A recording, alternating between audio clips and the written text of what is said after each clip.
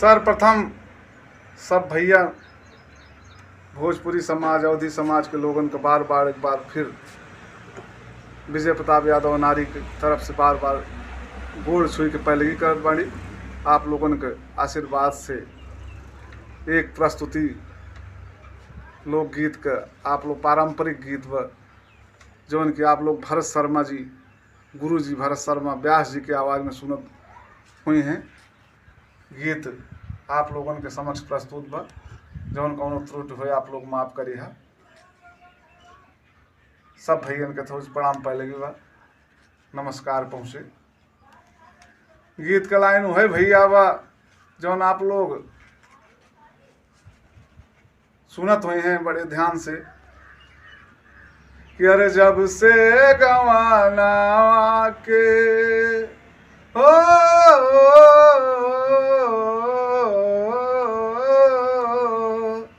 जब से गवाना के अरे दिनवा धराई जब से गवाना के दिनवा धराई रतिया नींद आवे देह पियराई जब से गवाना के दिनवा धराई रतिया नींद आवे देह पियराई जब से गवाना के कि जब से गवानवा के दिनवा धराइल रतिया नींद आवे देह पियराइल। पहले अंतरे में कवि जी कितना बढ़िया भाव लिखत हूँ कि सखिया सहेली बाप माई भौजी के और बाप माई भौजी के याद बढ़िया बाप माई भौजी के याद बढ़िया सखिया सहेलियन के याद सतावे बाप माई भौजी के ममता सतावे सखिया सहेलियन के याद बढ़िया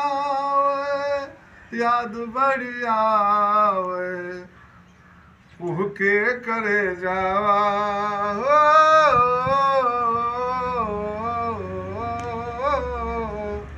अरे कुह के करे जावा तब अखिया लोराई कुह के करे जावा तब अखिया लोराई रतिया नींद आवे दे पियराई जब से गवाना के दिनवा धराई रतिया नींद आवे देह पियराई बाप माई भौजी के ममता सतावे बाप माई भौजी के ममता सतावे सखियन सहेलियन के याद बढ़िया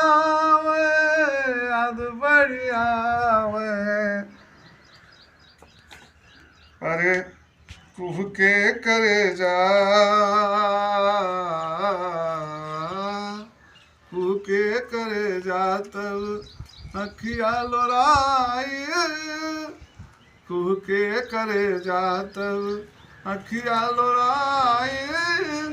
रतिया नींद आवे दे पियराई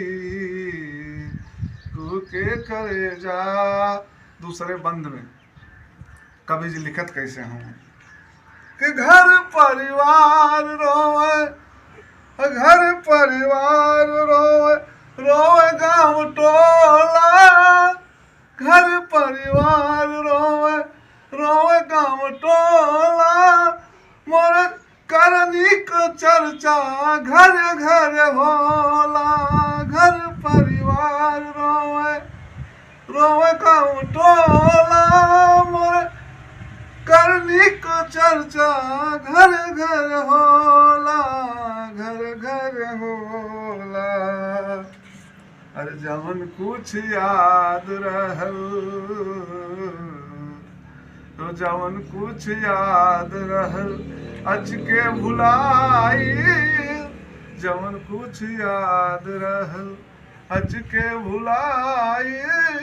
रतिया नींद आवे देह पियराई, जवन कुछ याद रहल अचके भुलाई, रतिया नींद आवे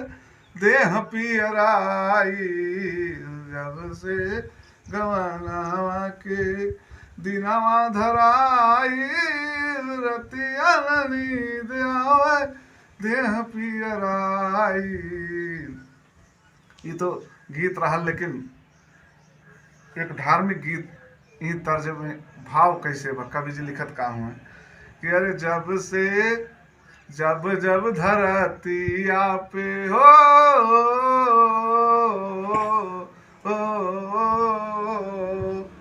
जब जब धरतिया पे, जब जब धरती पे अत्याचार बढ़ा है साथियों, तब तक भगवान कभी राम के रूप में कभी कृष्ण के रूप में अवतार लिए हैं। कवि जी लिखत का हुए, बड़ा मार्मिक गीत है कि जब जब धरतिया पे, जब जब धरतिया पे अरे पाप गरुआई, जब जब धरतिया पे पाप गरुआई, तब तब हरि मानव रूप धइ के आई, जब जब धरतिया पे पाप गरुआई, तब तब हरि मानव रूप धइ के आई, जब जब धरतिया पे। पहले बंद में, पहले अंतरा में कवि जी लिखत कैसे हो कि रमता रमैया राम, अरे रमता रमैया राम, नहिया लगावेला दिनहीन दुखियन के गले से लगावेला, रमता रमैया राम जोगवा रमावेला दिनहीन दुखियन के गले से लगावेला, जब जे जैसे चाहल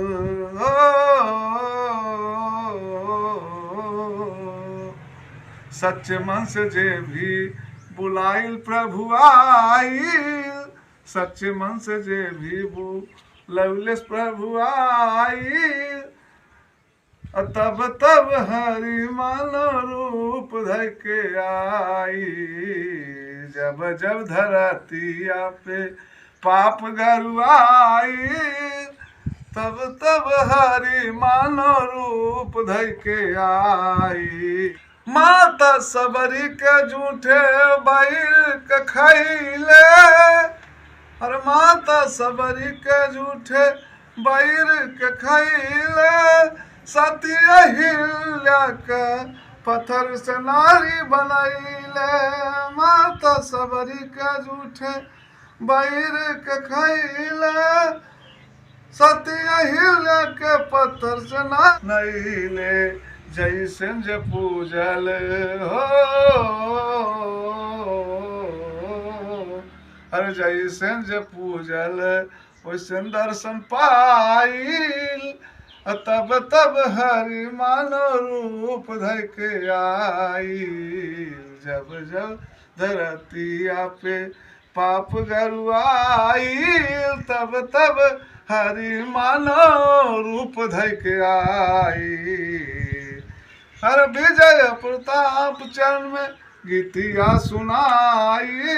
तब तब हरि मानव रूप धइ के आई, जब जब धरतिया पे पाप गरुआई, तब तब हरि मानव रूप धइ के आई, जब जब धरतिया पे पाप गरुआई, तब तब हरि मानव रूप धइ के आई, जब जब धरतिया पे।